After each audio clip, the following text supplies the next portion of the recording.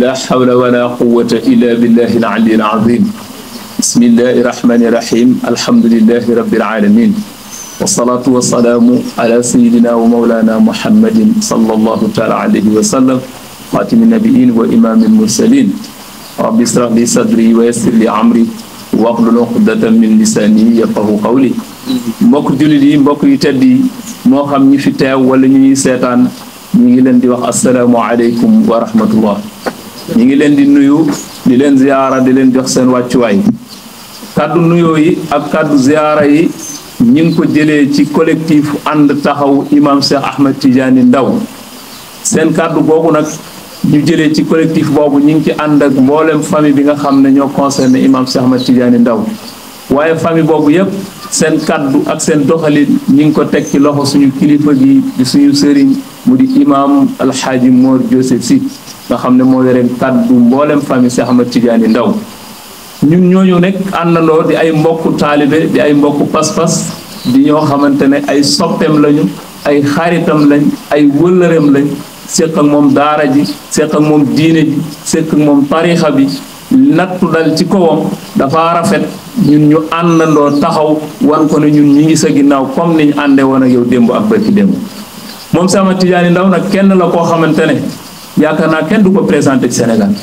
xam-xamam kenn umpalewu ko ci réew mi njàngaleem kenn umpalewu ko lim ci liggéey ñépp a ko xam mboolem ñi ñuy tuddee tey oustaz ñu ci bari bi Cheikh Ahmed Tidiane Ndao di jàngale boobu ñu ngi jàng wala dalaguñ jàng moom ça fait 30 ans mi ngi def communication ci média bi xam ngeen muy jàngale ñëpp xam ko ci xam-xam bu rafet xam ko ci yar xam ko ci wax ju tegginu kenn mësul yaakaar ne Cheikh Ahmed Tidiane kenn mësul ne mës na wax bu dérap bien que nag natt du passé waaye lu ñu doon wax ci yar ak xam-xam mi ngi woon ci moom mu jàng lu bari comme ni ko xaj Daawda waxe jaar na Tiwaawan jàng li mu war a jàngal ñu bari formé ay oustaz formé tey ay sëriñ formé ay imam formé ñoo xam ne tey ñi ngi nekk ay directeur ci ay école di jàngale yooyu yëpp jaar na fa leeralal ñi nga xam ne xam-xam lañ doon soxla te leeru doon ci moom Cheikh Ahmed Tidiane Ndao def na itte ba loolu lépp leer ci ñoom loolu mu nekkoon nag di ci dox di jàng ak di jàngale moo indi natt bi dal ci kawam tey yàlla dafa dogal réew mi am fu mu toll am xew-xew yu fi am bu lu ñuy laajte loo xam ma xam ko la muy jàngale doon ci jël ay exemple di ci wax ba tey pour mu leer Cheikh Ahmed Tidiane Ndao accusé wul benn yoon président monsieur le ministre Ousmane Sonko accusé wul keneen itam te kuy jàpp ne tudd na ko accusé ko ci dara dellul ci waxam nga settantal ko bul ko dégloo politiquement mais déglu ko ngir lillahi wali rasulihi nga segg waxam ndax accusé na ko dafa nettali ay fee mën nañ ne lu tax nga di ko nettali parce que loolu lañ ko téyee mais duñ ne ko yaa ko fi sos parce que lan la wax fi góor jigéen toll tey ci coow li ci réew mi man noonu lay waxee baat bi parce que noonu la ko olof di waxee ngeen baal ma yéen nag dañuy di wax LGBT ak yu mel noonu mais les français la di olof la bon mu ñëw ci wax ko daal ne nañ def jàngat daal ne monsieur le ministre am na yu la ay nit doon tuumaal tudd diw tuumaaloon na la nangam ak nangam waaw loolu daf ko nettali wala moo ko sos man déggoon naa ko yéen dégg ngeen ko keneen déggoon na ko mu ne ko diw tamit wax na la nangam ak nangam ak nangam foo ci toll loolu man déggoon naa ko yéen dégg ngeen ko kon daf ko nettali bi mu ci paree mu ne bi ngeen faloo ki ngeen njëkk recevoir ci mairie bu Casamance wax nañ ne ci ñooñu lay yëngutu loolu du amul it ñun ñëpp ko liirandoo ci journal yi ñoo ko déggandoo ci télé yi mu tourné ne ki njëkk a dalal ci palais bi ci ñooñu la bokk loolu yéen ñi xam ngeen ko ñun xam nañu ko mu ne ki ngeen dalalaat université aussi ci même ñooñu la bokk mais yii ndax yu mu sos la wala yu fi nekkoon la moom yii la nettali daal ne olof nag nee na buñ la jee jiiñ bëtu guddi danga mooy tandeku xëy di soccoo yeelu ko ne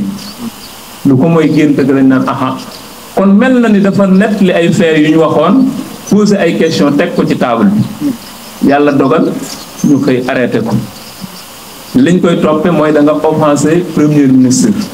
parce que wax yi mu nettali waru ko woon nettali loolu lañ ko téyee ba tey ñu téye ko def nañ ko garde à vue après mujj nañ ko yóbbu mu dem nekk détention léegi ñu ñu wax ne lundi lañ ko war a atte incha allah 8 heures ñu ci profité di woo képp koo xam ne yaa ngi taxawal l'islam képp koo xam ne yaa ngi taxawal dëgg képp koo xam ne yërmande ngi dox ci yow képp koo xam ne jàmm concerné na la ñu ngi laa woo ci projet boobu nga ñëw taxaw gungeel ñu suñu mbokku daara suñu mbokku pas-pas suñu am di jàmm loolu moo tax ñu ñëw daje foofu ñu bëgg ñun ngeen daje fa ànd ceeg ñun lii itam bokk na ci li nga xam ne moo taxoon tey ñu woote fii pour leeralal nit ñi ne da ngay dégg ñu naan wax ji mu wax ji ak nu mu mën a toll waxi jaamur la wax li ñu war a wax kay mooy ndax war nga koo wax wala waroo koo wax kon moom sosalu ko créé wul teg fi mais dafa nettali luñ fi waxoon loolu rek moo ko yóbbee li ko dal ñi ngi wax nag monsieur le président monsieur Diomaye Faye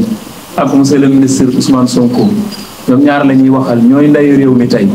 te ju bokk na ci liñ doon xeex ñoom bi ñuy campagne mooy lan dañoo war a bàyyi ci réew mi làq doom duma doom doon nañ ko bañ wa rahmatullah mbokki Sénégal son excellence président de la République monsieur Diomaye Faye suñuy kilifa diine ñu ngi nuyu ñëpp di nuyu tamit suñu mbokk yi ñu jàkkaarloo di journaliste yi ñu ñëw jël point de presse bi nga xam ni collectif taxawu imam Cheikh Ahmed Tidiane Ndao moo koy def ànd ko porte-parole famille bi muy al imam al muhaddam Cheikh Modou Sissi man miy wax ak yéen collectif bi ci turam laay waxee donc je suis coordonnateur ci lii coordonné activité bi ni muy tëddee it lañ leen di présenter pour ngeen xam ko muy discours bi nga xam ni moom la famille bi di war a wax te teg ko ci loxoy sëñ bi muy man yarham yarham wa man laa yarham laa yarham loolu moom dana ñëw ci tekki bi dana ko yaatal incha allah muy imam su ma noppee ci sama càmmoñ di Pape Malick mu bokk nekk ci collectif ànd taxawu moom it dana jël kàddu collectif bi tënkoon lim tënk ci français rek lañ bëgg a lire bàyyi leen kii ñëw ci wolof bi ndax suñu kilifa mën a commencé maa ngi tudd Daouda Camara ñu may wax imam Daouda Camara ba pare ma nekk prédicateur maa ngi defee sama formation ca Maroc ci Jaamiatul Xarawiyin université Xarawiyin ci institut Mohammed Sadis loolu moo doon présentation bi. Nous sommes réunis aujourd'hui samedi 25 mai 2024 dans cette salle pour vous parler d'un être cher, Imam Cheikh Tidiane Ndao. Cette assemblée tire sa légitimité de par la famille de Imam Cheikh Ahmed Tidiane Ndao, dont le porte-parole, Imam Modou Sissi, ici présent. Parmi nous, des amis, des parents, des sympathisants et d'anciens disciples de Imam Cheikh Ahmed Tidiane Ndao. Nous n'avons pas la prétention d'être les plus fidèles durant le parcours combien riche de imams, mais nous avons le mérite d'être présents dans les moments difficiles qu'ils traversent. Notre rôle ne saurait prendre les contours d'un réquisitoire à charge contre Imam Cheikh Ahmed Tidiane Ndao sur la place publique. Imam a fréquenté l'école de Tivaouane auprès des plus illustres maîtres coraniques de son temps. Après sa formation, il s'est attelé à partager son savoir à travers des générations d'apprenants. Sa science et son érudition a fini de séduire le milieu des savants islamiques. Il a formé, éduqué, façonné, accompagné et pressé la bonne parole auprès des jeunes comme des moins jeunes de tout âge et de toutes conditions.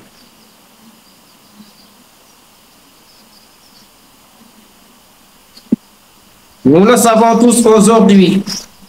Imam Ndao est dans les liens de la détention depuis 3 jours maintenant. Après une audition et un retour de parquet, Imam Ndao et son co-détenu seront présentés aux juges le lundi 27 mai 2024 à 8 h au tribunal de Dakar, salle 1. Que reproche-t-on à Imam Cheikh Ahmed Tidiane Ndao? Rappel des faits. Dans une de ses émissions presse adossée à l'actualité, il a fait un réquisitoire de la propagande LGBT dans notre pays. Sa pédagogie, par l'exemple, l'a amené à étayer ses propos par des épisodes qui se sont déroulés. En commentant l'actualité liée au discours pro-LGBT de M. Malenso à l'université de Dakar, Imam Ndao a voulu attirer l'attention de M. Ousmane Sonko, qui était dans cette manifestation en tant que chef de parti politique. Dans son commentaire, le presseur a fait un rappel de certaines accusations sur M. Ousmane Sonko tirées de chroniques judiciaires.